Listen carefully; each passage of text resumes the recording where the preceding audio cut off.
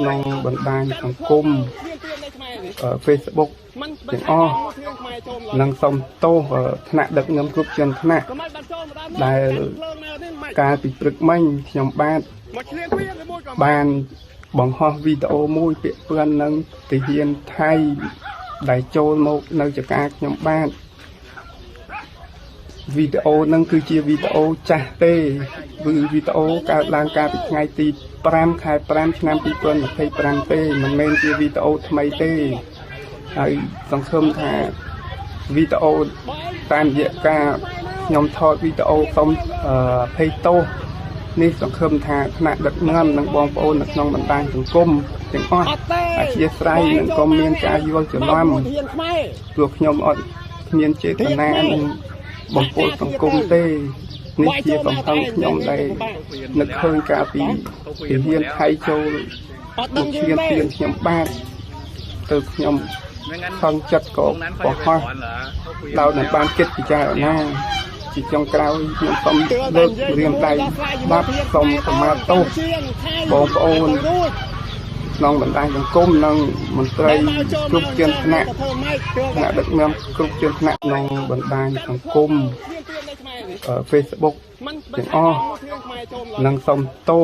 ថ្នាក់ដឹកនាំគ្រប់ជាន់ថ្នាក់ដែលការពីព្រឹកមិញខ្ញុំបាន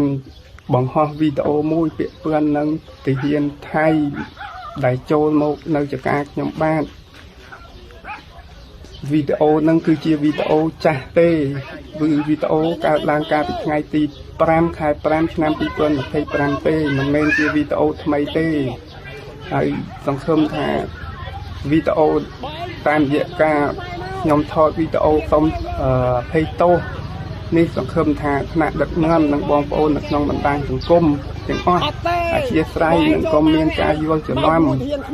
ព្រោះខ្ញុំអត់មានចេតនានឹងបំពុលសង្គមទេ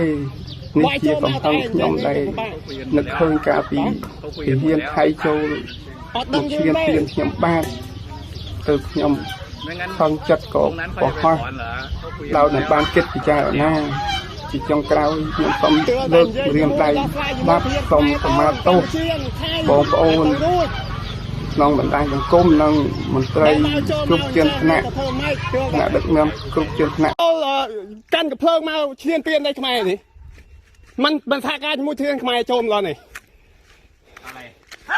ក៏មិនបានចូលម្ដងនេះកាន់កំភ្លើងមកនេះមិនមកឈ្លានពានឬមួយក៏មិនบอกว่าเขาให้ถอนออกเมื่อไหร่ถอนคุยไทยได้อยู่ไหมเหรอបាទคุยไทยได้อยู่ไหมเหรอដៃនេះដៃខ្មែរទេไม่បានចូលមកទេបើចូលមកសហការជាមួយធានកម្ពុជាใครเป็นคนพูดអត់ទេបើឯងសហការមកជាមួយខ្មែរមកធានខ្មែរយើងនោះណាใครเป็นคนพูดដល់ពេលបើឯងមកអញ្ចឹងអើយ